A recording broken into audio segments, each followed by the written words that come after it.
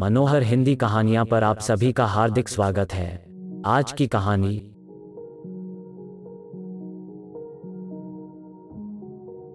आपको मालूम है माँ, दीदी का प्रमोशन के बाद भी जन कल्याण मंत्रालय से स्थानांतरण क्यों नहीं किया जा रहा? क्योंकि दीदी को व्यक्ति की पहचान है, तो वे बड़ी आसानी से पहचान लेती हैं कि किस समाजसेवी संस्था के लोग समाज का भला करने वाले हैं और कौन अपना। फिर आप लोग इतनी पारखी नजर वाली दीदी की जिंदगी का फैसला बगैर उन्हें भावी वर्ष से मिलवाए खुद कैसे कर सकती हैं? ऋचा ने तल्ख स्वर से पूछा। पहले दीदी के अनुरूप सुव्यवस्थित दो लोगों को आपने इसलिए नकार दिया कि वे दुहाजू हैं, और अब जब एक कुंवारा मिल रहा है तो आप इसलिए मना कर रही हैं कि उसमें जरूर कुछ कमी होगी जो अब तक कुंवारा है। आखिर आप चाहती क्या हैं? शिखा की भलाई और क्या? माँ भी चिड़े स्वर में बोली। मगर यह कैसी भलाई है माँ कि बस वर का विवरण देखते ही आप और यश भैया ऐलान कर दे कि यह शिखा के उपयुक्त नहीं है। आपने हर तरह से उपयुक्त उस कुंवारे आदमी के बारे में यह पता लगाने की कोशिश नहीं की कि उसकी अब तक शादी न करने की क्या वजह है? शादी के बाद यह कुछ ज्यादा नहीं बोलने लगी है माँ? यश ने व्यंग्य से पूछा। कम तो खैर मैं कभी भी नहीं बोलती थी भैया, बस शादी के बाद सही बोलने की हिम्मत आ गई है। ऋचा व्यंग्य से मुस्कुराई। बोलने की ही हिम्मत आई है, सोचने की नहीं, यश ने कटाक्ष किया। सीधी सी बात है, 35 साल तक कुंवारा रहने वाला आदमी दिलजला होगा, फिर तो वो दीदी के लिए सर्वथा उपयुक्त है। ऋचा ने बात काटी, क्योंकि दीदी भी अपने बैचमेट सूरज के साथ दिल जलाकर मसूरी की सर्द वादियों में अपने प्रणय की आग लगा चुकी हैं। तुम तो शादी के बाद बेशर्म भी हो गई हो ऋचा। कैसे अपने परिवार और करियर के प्रति संप्रीत दीदी पर इतना घिनौना आरोप लगा रही हो? यश की पत्नी शशि ने पूछा। यह आरोप नहीं, हकीकत है भाभी। दीदी की सगाई उनके बैचमेट सूरज से होने वाली थी, लेकिन उससे एक सप्ताह पहले ही पापा को हार्ट अटैक पड़ गया। पापा जब आईसीयू में थे तो मैंने दीदी को फोन पर कहते सुना था, पापा अगर बच भी गए तो सामान्य जीवन नहीं जी पाएंगे, इसलिए बड़ी और कमाऊ होने के नाते परिवार के भरण पोषण की जिम्मेदारी मेरी है। जब तक यश आईएएस प्रतियोगिता में उत्तीर्ण न हो जाए और ऋचा डॉक्टर न बन जाए, मैं शादी नहीं कर सकती सूरज। इस सब में कई साल लग जाएंगे, बेहतर होगा कि तुम मुझे भूल जाओ। उसके बाद दीदी ने दृढ़ता से शादी करने से मना कर दिया। रिश्तेदारों ने भी उनका साथ दिया, क्योंकि अपाहिज पापा की तीमारदारी का खर्च तो उनके परिवार का कमाऊ सदस्य ही उठा सकता था, और वो सिर्फ दीदी थी। पापा ने अंतिम सांस लेने से पहले दीदी से वचन लिया था कि यश भैया और मेरे व्यवस्थित होने के बाद वे अपनी शादी के लिए मना नहीं करेंगी। आपको पता ही है कि मैंने WHO की स्कॉलरशिप छोड़कर अरुण से शादी क्यों की? ताकि दीदी पापा की अंतिम इच्छा पूरी कर सके। हमारे लिए उसके पापा की अंतिम इच्छा से बढ़कर शिखा की अपनी इच्छा और भलाई जरूरी है, माँ ने तत्स्थता से कहा। पापा की अंतिम इच्छा पूरी करना दीदी की इच्छाओं में से एक है, ऋचा बोली। रहा भलाई का सवाल तो आप लोग केवल उपयुक्त घर वर सुझाइए, उसके अपने अनुरूप या अनुकूल होने का फैसला दीदी को करने दीजिए। और अगर हमने ऐसा नहीं किया न माँ, तो यह दीदी की परम हितैषिणी स्वयं दीदी के लिए घर वर ढूंढने निकल पड़ेगी। यश व्यंग्य से हंसा। बिल्कुल सही समझा आपने भैया। इससे पहले कि मैं और अरुण अमेरिका जाएं, मैं चाहूंगी कि दीदी का भी अपना घर संसार हो। आज मैं जो हूँ, दीदी की मेहनत और त्याग के कारण। सच कहिए, अगर दीदी न होती तो आप लोग मेरी डॉक्टरी की पढ़ाई का खर्च उठा सकते थे? ऋचा ने तल्ख स्वर में पूछा। आपके लिए तो पापा की मृत्यु मेहनत से बचने का बहाना बन गई भैया। बगैर यह परवाह किए कि पापा का सपना आपको आईएएस अधिकारी बनाना था, आपने उनकी जगह अनुकंपा में मिल रही बैंक की नौकरी ले ली, क्योंकि आप पढ़ना नहीं चाहते थे। माँ भी आपसे मेहनत करवाना नहीं चाहती। और फिर पापा के समय की आन बान बनाए रखने को आईएएस अफसर दीदी तो थी ही, नहीं तो आपके बजाय यह नौकरी माँ भी कर सकती थी। आप पढ़ाई और दीदी शादी, ये गड़े मुर्दे उखाड़ कर तू कहना क्या चाहती है? माँ ने झल्लाए स्वर में पूछा। यही कि पुत्र मोह में दीदी के साथ अब और अन्याय मत कीजिए। भैया की गृहस्थी चलाने के बजाय उन्हें अब अपना घर संसार बसाने दीजिए। फिलहाल उस डॉक्टर का विवरण मुझे दे दीजिए, मैं उसके बारे में पता लगाती हूँ, ऋचा ने उठते हुए कहा। वो हम लगा लेंगे, मगर आप चली कहाँ? अभी बैठो न, शशि ने आग्रह किया। अस्पताल जाने का समय हो गया है भाभी, कहकर ऋचा चल पड़ी। माँ और यश ने रोका भी नहीं, जबकि माँ को मालूम था कि आज उसकी छुट्टी है। ऋचा सीधे शिखा के ऑफिस गई। आपसे कुछ जरूरी बात करनी है दीदी, अगर आप अभी व्यस्त हैं तो मैं इंतजार कर लेती हूँ, उसने बगैर किसी भूमिका के कहा। तभी मैं एक मीटिंग में जा रही हूँ, घंटे भर तक तो वो चलेगी ही। तू ऐसा कर, घर चली जा, मैं मीटिंग खत्म होते ही आ आऊंगी। घर से तो आ ही रही हूँ, आप ऐसा करिए मेरे घर आ जाइए। अरुण की रात 10 बजे तक ड्यूटी है, वो जब तक आएंगे हमारी बात खत्म हो जाएगी। ऐसी क्या बात है ऋचा, जो माँ और अरुण के सामने नहीं हो सकती? बहनों की बात बहनों में ही रहने दो न दीदी। अच्छी बात है, शिखा मुस्कुराई। मीटिंग खत्म होते ही तेरे घर पहुंचती हूँ। उसे लगा कि ऋचा अमेरिका जाने से पहले कुछ खास खरीदने के लिए उसकी सिफारिश चाहती होगी। मीटिंग खत्म होते ही वो ऋचा के घर आ गई। अब बता, क्या बात है? शिखा ने चाय पीने के बाद पूछा। मैं चाहती हूँ दीदी कि मेरे और अरुण के अमेरिका जाने से पहले आप पापा को दिया हुआ अपना वचन की जिम्मेदारियाँ पूरी होते ही आप शादी कर लेंगी, पूरा कर लें। ऋचा ने बगैर किसी भूमिका के कहा।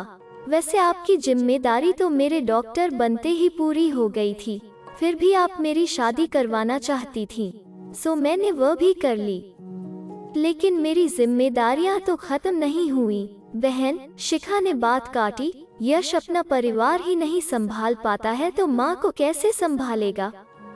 यानी न कभी जिम्मेदारियां पूरी होंगी और न पापा की अंतिम इच्छा।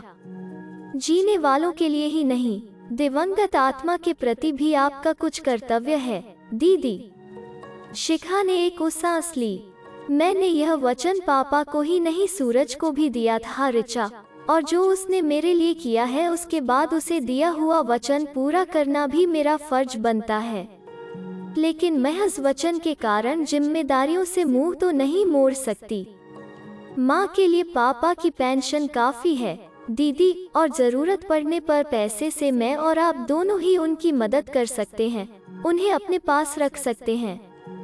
यश का परिवार उसकी निजी समस्या है, मेहनत करें तो दोनों मियाँ बीवी अच्छा खासा कमा सकते हैं, उनके लिए आपको परेशान होने की जरूरत नहीं है, ऋचा ने आवेश से कहा और फिर हिचकते हुए पूछा। माफ करना दीदी, मगर मुझे याद नहीं आ रहा कि सूरज ने आपके लिए क्या किया। मुझे रुसवाई से बचाने के लिए सूरज ने मेहनत से मिली आईएएस की नौकरी छोड़ दी, क्योंकि हमारे सभी साथियों को हमारी प्रेम कहानी और होने वाली सगाई के बारे में मालूम था। एक ही विभाग में होने के कारण गाहे बगाहे मुलाकात होती और अफवाहें भी उड़ती। सो मुझे इस सब से बचाने के लिए सूरज नौकरी छोड़कर जाने कहाँ चला गया। आपने उसे तलाशने की कोशिश नहीं की, उसके किए कराए यानी त्याग पर पानी फेरने के लिए? यह बात भी ठीक है। देखिए दीदी, जब आप वचनबद्ध हुई थी तब आपकी जिम्मेदारी केवल भैया और मेरी पढ़ाई पूरी करवाने तक सीमित थी, लेकिन आपने हमारी शादियां भी करवा दी। अब उसके बाद की जिम्मेदारियां आपके वचन की परिधि से बाहर हैं और अब आपका फर्ज केवल अपना वचन निभाना है। बहुत जी ली दूसरों के लिए और यादों के सहारे, अब अपने लिए जी कर देखिए दीदी, कुछ नए यादगार क्षण संजोने की कोशिश करिए। कहती तो तू ठीक है, तो फिर आज से ही इंटरनेट पर अपने मनपसंद जीवन साथी की तलाश शुरू कर दीजिए। माँ तो पुत्र मोह में आपकी शादी करवाएंगी नहीं, यही सब सोचकर तो मैं शादी नहीं करना चाहती, लेकिन तेरा यह कहना भी ठीक है कि पैसे से तो उन लोगों की मदद हमेशा की जा सकती है। मैं आपको इंटरनेट पर उपलब्ध। थोड़ा सब्र कर ऋचा, शिखा ने बात काटी। उससे पहले मुझे स्वयं को किसी नितांत अजनबी के साथ जीने के लिए मानसिक रूप से तैयार करना होगा, और मुझे यह भी मालूम नहीं है कि मेरी उससे क्या अपेक्षाएं होंगी या व्यक्तिगत जीवन में मेरी अपनी मान्यताएं क्या हैं। इन सब के लिए चिंतन की आवश्यकता है, और उसके लिए एकांत की, जो आपको दफ्तर और घर की जिम्मेदारियों के चलते तो मिलने से रहा। आप लंबी छुट्टी लेकर या तो सुदूर पहाड़ियों में या समुद्र तट पर एकांतवास कीजिए। सुझाव तो अच्छा है, सोचूंगी, मगर आज ही रात को, ऋचा ने जिद की। शिखा ने सोचा जरूर, लेकिन अपनी पिछली जिंदगी के बारे में। पापा बैंक अधिकारी थे, लेकिन चाहते थे कि उनके बच्चे उनसे बढ़कर भारतीय प्रशासनिक सेवा के अधिकारी बने। शिखा का तो प्रथम प्रयास में ही चयन हो गया। ऋचा ने हाई स्कूल में ही बता दिया था कि उसकी रुचि जीव विज्ञान में है और वो डॉक्टर बनेगी। पापा ने सहर्ष अनुमति दे दी थी। माँ के लाडले यश का दिल पढ़ाई में नहीं लगता था, फिर भी पापा के डर से पढ़ रहा था।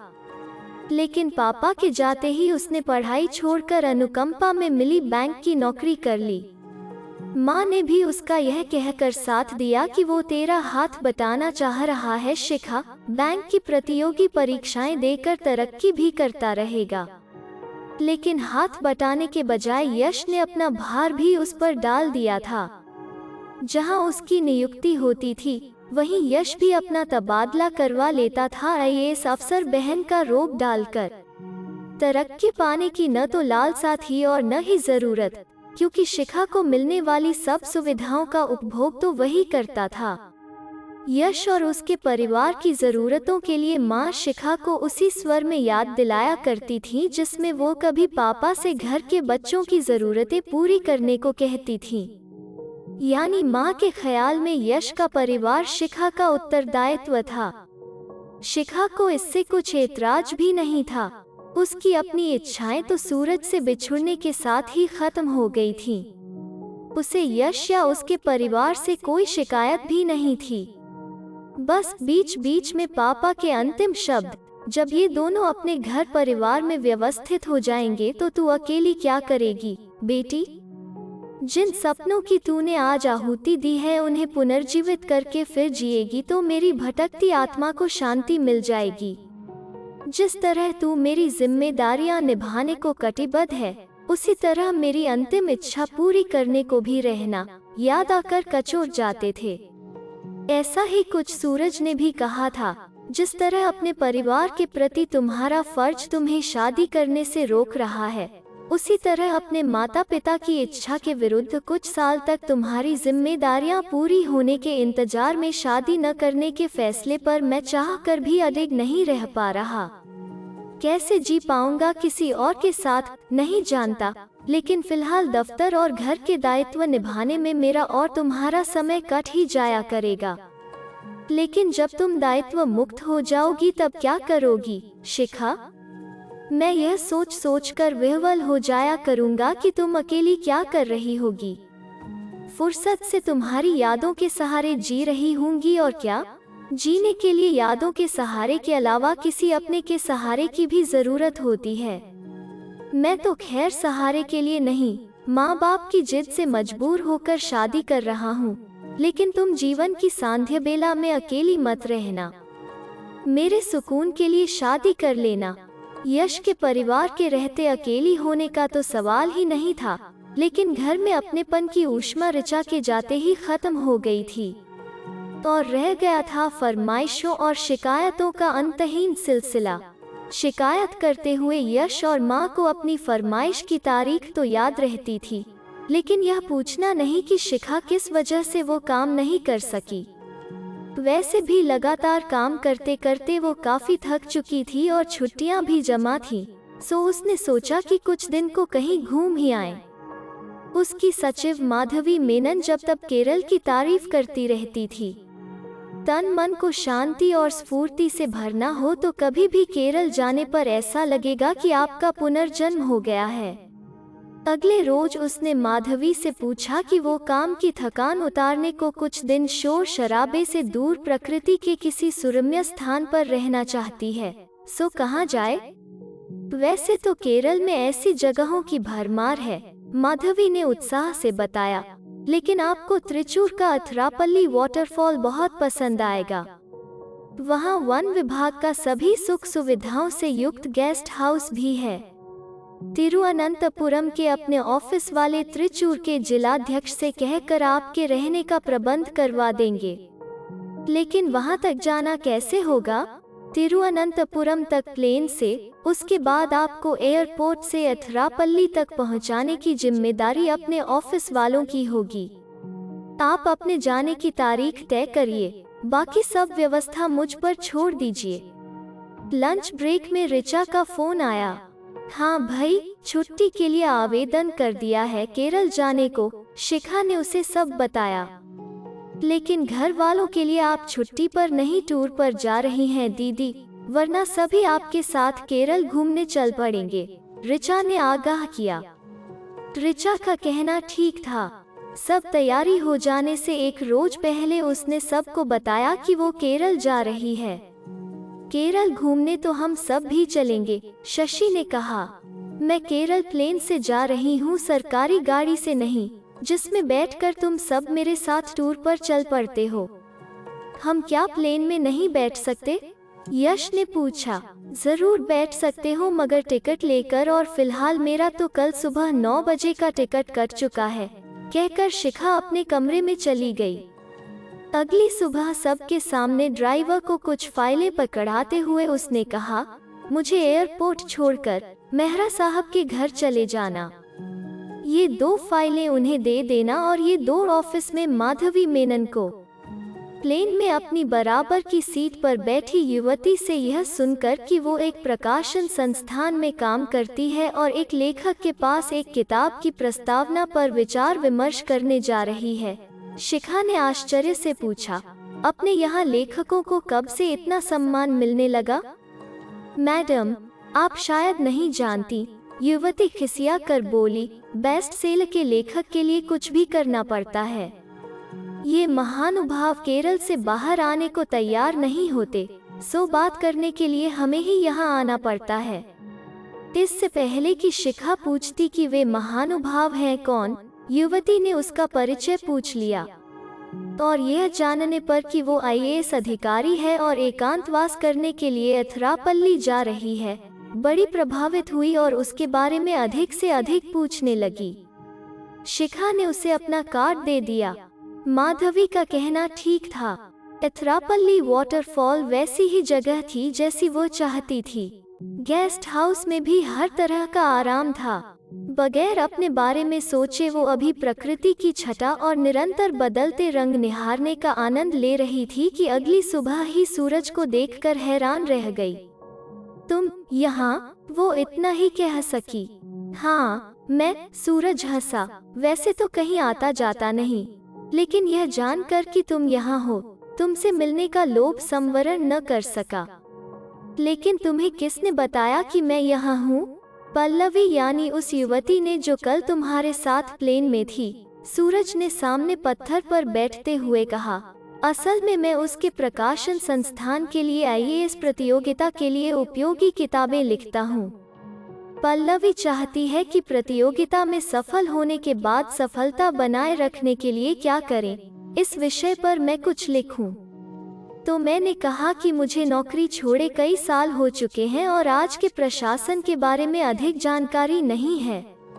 तो उसने तुम्हारे बारे में बताया और कहा कि आपसे मिलकर आजकल के हालात के बारे में जानकारी ले लूं। पल्लवी को तो तुम्हारे एकांतवास में खलल न डालने को मना कर दिया, लेकिन खुद को आने से न रोक सका। ऐसे हैरानी से क्या देख रही हो? मैं सूरज ही हूँ, शिखा। उसमें तो कोई शक नहीं है, लेकिन तुम और लेखन। यकीन नहीं होता, सूरज। यकीन न होने लायक ही तो अब तक मेरी जिंदगी में होता रहा है, शिखा। सूरज उसास लेकर बोला।